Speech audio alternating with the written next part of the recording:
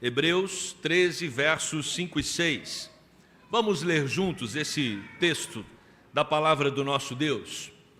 Seja a vossa vida sem avareza, contentai-vos com as coisas que tendes, porque ele tem dito: de maneira alguma te deixarei, nunca, jamais te abandonarei.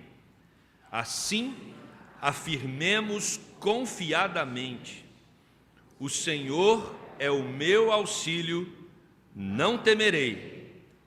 Que me poderá fazer o homem? Meus queridos, não sei se vocês sabiam, mas o tema do dinheiro, ele é tratado na Bíblia, ele aparece mais do que o tema sobre amor. Que curioso.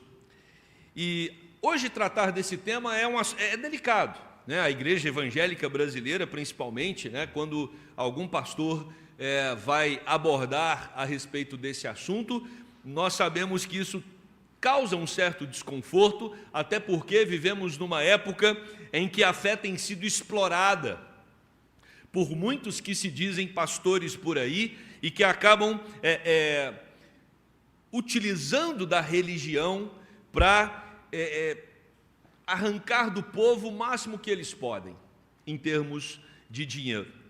Mas quem conhece a igreja presbiteriana, quem conhece a nossa história, sabe que aqui não é um lugar que se faz isso.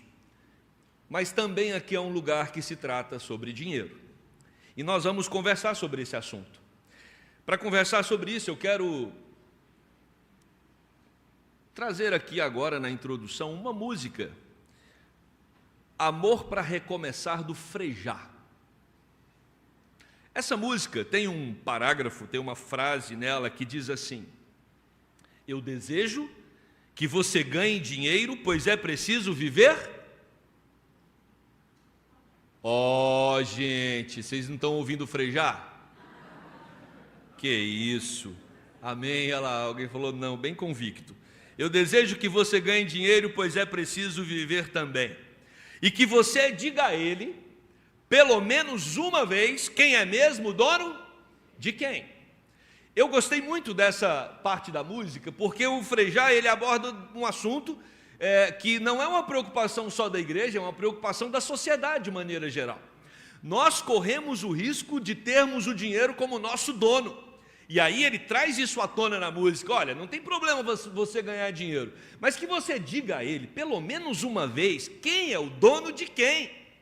Meus irmãos, nós estamos diante de um texto onde o autor de Hebreus, que nós não sabemos quem é, no capítulo 12, ele começou a tratar sobre como a igreja deve se comportar diante da sociedade. Depois ele fala sobre a relação familiar dos membros da igreja, entre o núcleo mais íntimo da família, e por último ele vai falar sobre o cuidado individual que cada um deve ter. Então é como se fosse um funil mesmo: sociedade, família, indivíduo. Aqui ele está tratando do indivíduo. No capítulo de número 13, esses versos 5 e 6, ele vai abordar exatamente sobre esse tema, e é uma reflexão sobre a relação do crente com o dinheiro. E para isso eu queria propor o seguinte tema para essa manhã: a fé que desconfia. A fé que desconfia. Esse texto aqui, ele vai dizer sobre as ameaças da avareza. A avareza, ela pode ameaçar alguns princípios fundamentais da vida cristã. O primeiro princípio é o amor a Deus. A Bíblia vai colocar com muita clareza que as pessoas que amam o dinheiro correm um risco muito grande de amar ao dinheiro mais do que a Deus. Para isso a gente precisa definir o que é avareza. Vamos pensar aqui sobre esse tema. Avareza é quando a minha vida é impulsionada prioritariamente pelo desejo descontrolado de poupar recursos. O indivíduo avarento, ele é aquele que o dinheiro para ele não é um meio, é o fim, é o propósito central da sua vida. O avarento, ele pensa que todos que estão ao seu redor, de alguma forma, querem tirar proveito dele. Ele é um acumulador de recursos, e é importante destacarmos que a avareza, ela não está ligada à classe social. Não são as pessoas ricas apenas que correm o risco da avareza. Em todas as classes você pode encontrar pessoas avarentas. Agora, existem semelhanças e diferenças entre os avarentos e os consumistas. O avarento, tanto o avarento quanto o consumista, eles entendem que o dinheiro é a fonte de amor. Ambos amam muito o dinheiro. Porém, o avarento, ele evita gastar. No jargão popular, ou no senso comum, o avarento é o murrinha, o mão de vaca e o pão duro. Esse é o avarento. O consumista, por outro lado, é aquele que quer ganhar muito dinheiro, porque ele tem prazer em gastar. O prazer dele não está em acumular. O avarento, ele acumula e não gasta. O consumista, ele acumula, mas ele também quer gastar. E ele gasta por quê? Porque ele precisa de produtos que despertem, não só nele, mas também nas pessoas que estão ao seu redor, o status. Para ele é uma fonte de prazer, de bem-estar, e ele precisa deixar claro para a sociedade a qual núcleo ele pertence. Ele precisa condizer com o grupo no qual ele está inserido. Então é uma forma de se reafirmar, é uma forma de mostrar que é alguém que está acima dos outros, é alguém que pertence a um grupo seletivo. Volto a dizer, isso pode acontecer em todas as classes sociais. E tem uma curiosidade, irmãos. O avarento, ele não tem dívida, porque ele não gasta. O consumista, ele vive endividado. Então, se você quer saber se você está mais para um ou mais para outro, é só você olhar para a sua conta no banco. O avarento guarda e não gasta. O consumista, ele guarda, mas ele gosta muito de gastar. E é interessante, irmãos, porque às vezes nós, nesse afã, nesse desejo intenso, de ter produtos que de alguma forma comunique que nós pertencemos a um núcleo específico da sociedade, a gente começa a observar o mercado paralelo. E no mercado paralelo você encontra Rolex, no mercado paralelo você encontra bolsas com marcas famosas, que a original custa muitos R$1.000. Mas aí você vê que pode comprar por R$300 no Saara. R$200 no Mercado Livre tem a bolsa que custa 30 mil. E aí você fala, vou comprar, agora eu posso. A de 30 mil eu não posso, mas essa aqui eu posso. E aí, conversando com as pessoas, é muito curioso, porque o produto falso, só o rico tem direito de usar ele. Porque o rico, quando ele usa um produto falso, ninguém acredita que é falso.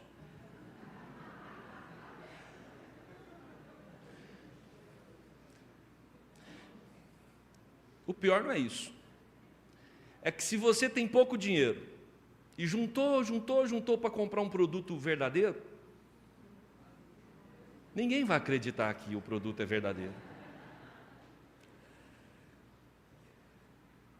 Nós, quando olhamos para o dinheiro e para essa necessidade que nós temos de alguma forma, de pertencer e de viver nessa relação social que muitas vezes nos impulsiona a trabalhar, o avarento só guarda, o consumista gasta e gasta. Isso gera em nós, ou precisa gerar em nós, uma avaliação a respeito dos valores do nosso coração. Por quê? Porque C.S. Lewis vai dizer que o avarento, ele perde tanto aqui quanto na eternidade. Você pode estar com a sua poupança gorda, você pode estar com muito dinheiro no banco, e você durante uma vida toda cuidou-se para isso, mas vai chegar um dia que nós iremos partir daqui, iremos embora, morreremos, e vamos deixar tudo para os que ficaram, e vai gerar uma briga na hora da repartição. São pouquíssimas as famílias que não brigam pela herança. Já ore, para que na sua não aconteça essa tensão. Então, às vezes, o avarento é aquele que juntou, morreu. E deixou aí, e não usufruiu. nós precisamos tomar cuidado, porque a avareza tira a nossa vida, tanto aqui quanto na eternidade. O oposto da avareza é o que, gente? O oposto da avareza é a generosidade. Generosidade deliberada. Provérbios 22:9 vai dizer: o generoso será abençoado, porque dá do seu pão ao pobre. É muito interessante, porque o generoso, ele não dá do resto. Generosidade não é dar as moedinhas que sobraram, aliás, nem moedas a gente. Se tem algo que é fácil hoje, é você dizer para uma pessoa que está precisando de um dinheiro na porta do mercado, que você não tem dinheiro, porque ninguém usa tanto mais dinheiro, né? É cartão, é Pix, são outras formas. Então, assim, está até mais fácil para a gente evitar a generosidade. Existem desculpas que a gente pode dar nesse momento, mas os cristãos, eles são chamados para vencer a avareza e terem corações generosos. Augusto Nicodemos, ele vai dizer o seguinte: o problema da igreja não é o marxismo, o ateísmo, o evolucionismo darwinista, não são as seitas. O problema da igreja é o materialismo, o consumismo da nossa época, que faz com que os cristãos sejam consumistas, avarentos e mesquinhos. Eles deixam de ser generosos e pensam apenas em si. Lucas, capítulo 16, os versos 13 e 14, Jesus Cristo vai apontar o porquê a avareza ameaça o nosso amor a Deus. O próprio Jesus Cristo diz: ninguém pode servir a dois senhores, porque ou há de aborrecer-se de um e amar ao outro, ou se devotará a um e desprezará ao outro. Juntos, não podeis servir a Deus e às riquezas. Não podeis servir a Deus e às riquezas. Os fariseus, que eram avarentos, ouviam tudo isto e o ridicularizavam. Eles desprezavam Jesus por essa palavra. E essa é uma tendência fácil de todo avarento. É olhar para o texto bíblico, é olhar para aquilo que Jesus falou e aquilo que Hebreus está falando, e manter o mesmo comportamento, e continuar amando os seus bens. Mas o que Jesus está dizendo é que nós podemos fazer dos nossos recursos financeiros a nossa fonte de amor principal. Nós vivemos por causa e para os nossos recursos. E quando isso acontece, Deus não está sendo o centro da nossa vida e do nosso coração. Efésios capítulo 5, verso 15 diz: sabei, pois, isto: nenhum incontinente ou impuro ou avarento, que é idólatra, tem herança no reino de Cristo e de Deus. Esse texto de Paulo aos Efésios traz uma informação muito importante para nós. Um avarento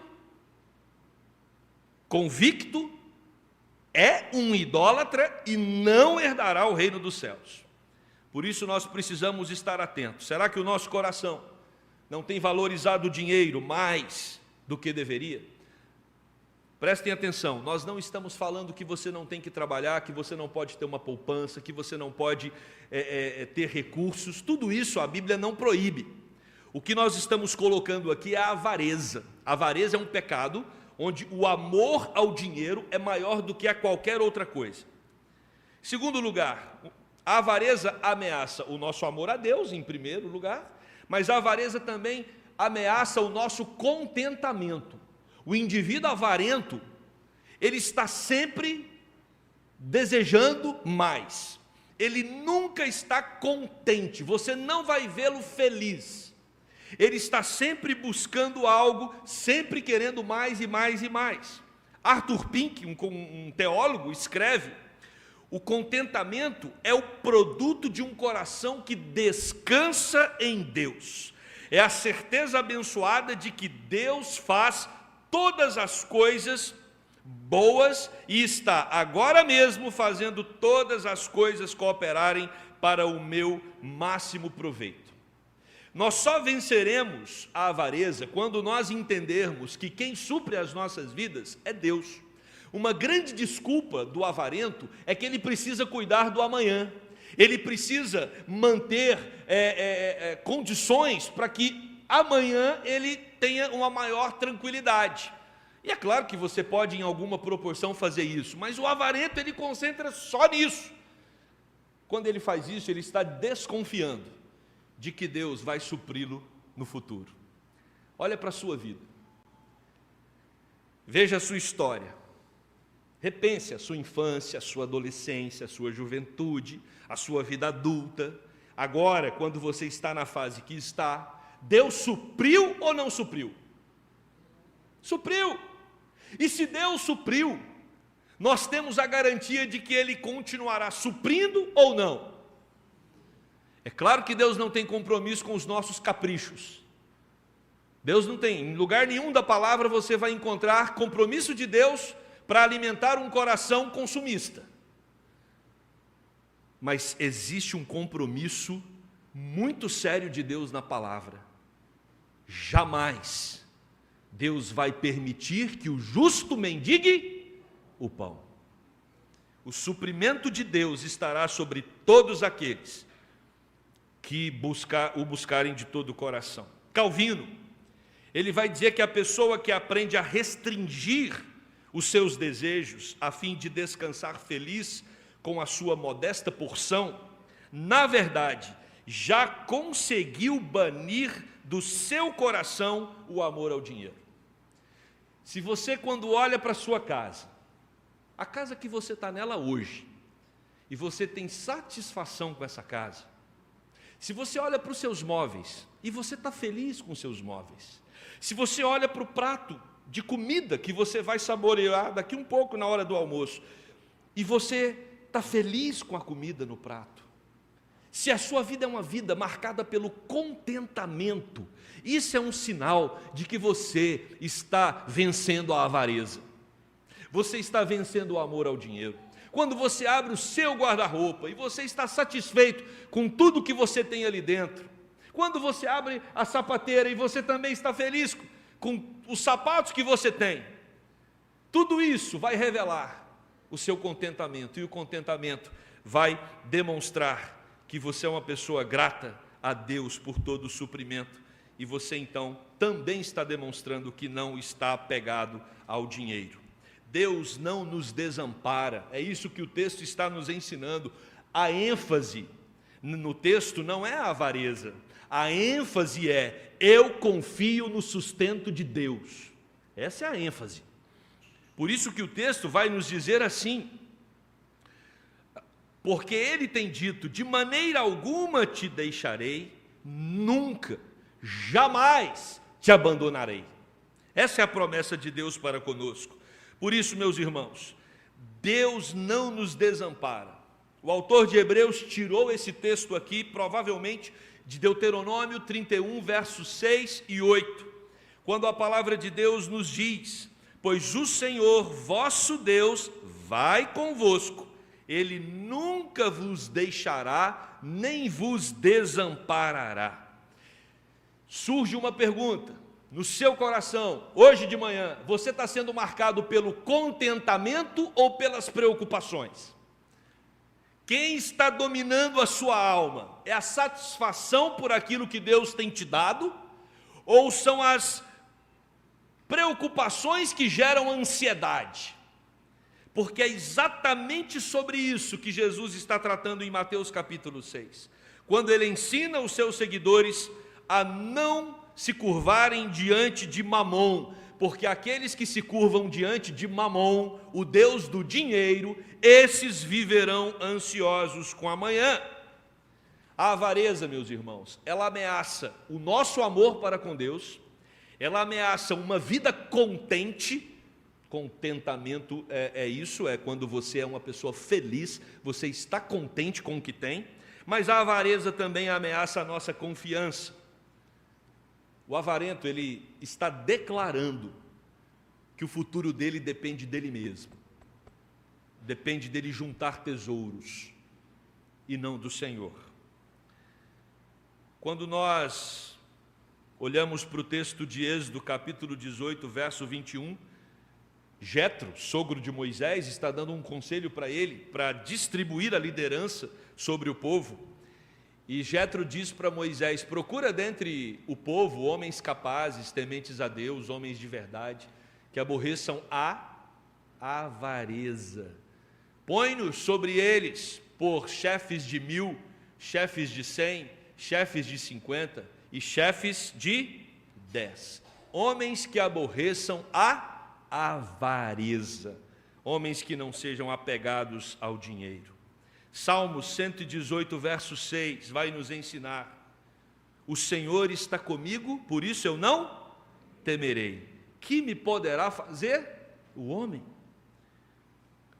Ao retornarmos ao texto de Mateus 6, do verso 31 ao 33, Jesus diz: portanto, não vos inquieteis, dizendo: que comeremos, que beberemos, ou com que nos vestiremos? Porque os gentios, os incrédulos, é que se preocupam com essas coisas. Pois o vosso Pai Celeste sabe que necessitais de todas elas. Vamos ler juntos?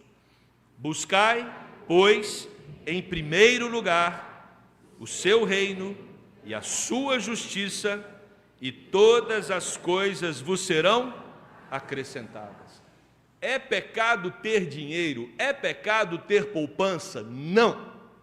É pecado amar o dinheiro e confiar nele como sendo a fonte de segurança da sua vida? Sim.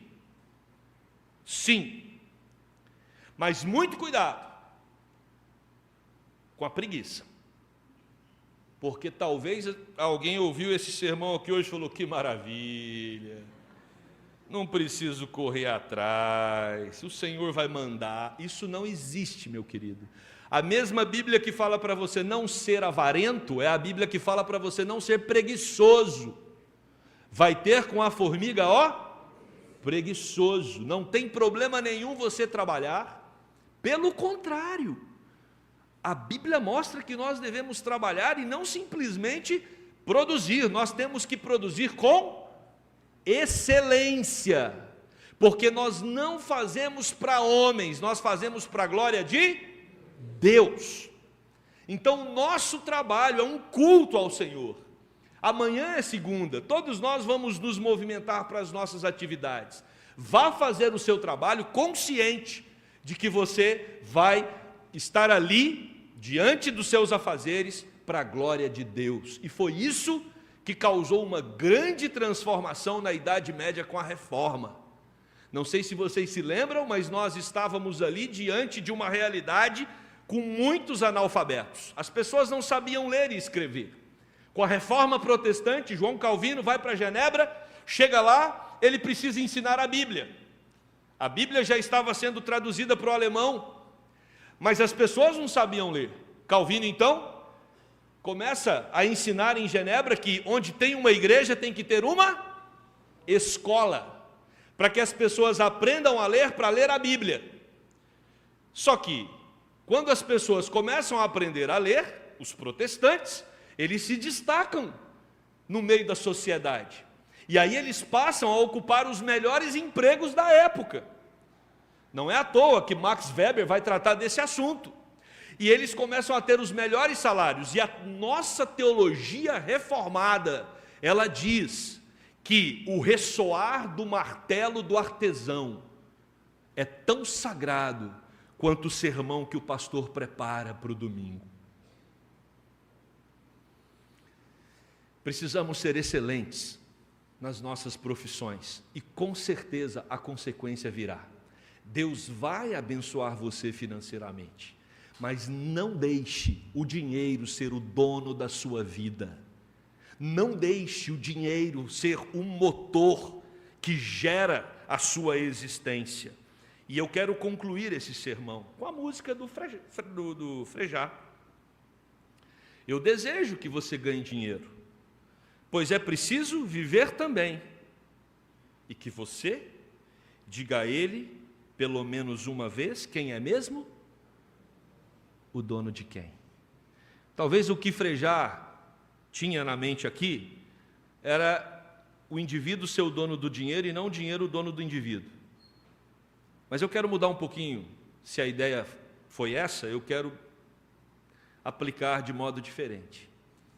Diga para o seu dinheiro todo dia: eu e você pertencemos a Deus. Diga ao seu dinheiro quem é o dono dele.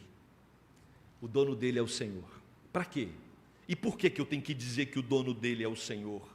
Para que o próprio Senhor desenvolva em você um coração generoso, generosidade. Nós precisamos distribuir com aqueles que têm menos. Isso é ordenança bíblica. Jesus Cristo falou que Ele iria embora, mas os pobres ficariam, as viúvas ficariam. As pessoas que carecem na nossa sociedade estão aí, precisando da nossa ajuda, do nosso apoio, e é responsabilidade nossa. Se Deus tem te abençoado, nós precisamos rogar ao Senhor para que nos dê corações generosos. Gastamos demasiadamente com nós mesmos, e às vezes tão pouco com aqueles que precisam. E você pode perguntar: de que forma, pastor, eu posso desenvolver um coração generoso? Objetivamente, a nossa Igreja Presbiteriana da Gávea tem parceria com trabalhos sociais que estão fazendo grande diferença onde eles estão. Começamos pelo IMPAR, o Instituto Presbiteriano Álvaro Reis, que cuida de mais de 400 crianças e adolescentes no meio da cidade de Deus. Você pode ajudar, seja generoso. Nós temos, e a nossa igreja também tem parceria, Lar Samaritano, Abrigo Presbiteriano, instituições que estão ajudando pessoas que estão com a idade avançada e a família não consegue cuidar. A nossa igreja tem parceria com o Sertão. Meus queridos, que Deus, o nosso Deus, desperte você para que tenha um coração generoso quando falarmos de ajudar o próximo. Que nós possamos dizer para o nosso dinheiro que ele pertence àquele que nos comprou com seu precioso sangue, Jesus Cristo, nosso Senhor e Salvador. Amém? Vamos orar? Querido Deus, o risco de amarmos as coisas que o Senhor nos dá é muito grande. Sabemos que os recursos, as nossas finanças, elas provêm do Senhor, é bondade do Senhor. Temos aqui muitos que são excelentes profissionais e são recompensados por isso. Desperte em cada um deles, Deus, que o dom que tem, o talento que tem, a habilidade que tem nas suas funções, foram dadas pelo Senhor. Nós temos aqui funcionários, Deus, que são empenhados nos seus trabalhos. Ajude-os a entender que quem capacita cada um deles para baterem as suas metas é o Senhor. Temos aqui alunos, estudantes, que precisam se dedicar, se esmerar para serem profissionais qualificados. Que o Senhor os ajude nesse processo. Mas Deus, não nos deixe amar o dinheiro, não nos deixe amar ao dinheiro mais do que amar ao Senhor. Tenha misericórdia de nós. Que a igreja da Gávea seja uma igreja generosa com os menos favorecidos. Que a igreja da Gávea seja uma igreja generosa com a plantação de novas igrejas. Que a igreja da Gávea tenha um olhar sensível para aqueles que tanto precisam da nossa ajuda, Deus. Tire do nosso meio toda a avareza, Pai, e que sejamos pessoas marcadas pelo Teu amor e pela Tua generosidade. Oramos assim, no nome de Jesus, nosso Senhor e Salvador. Amém.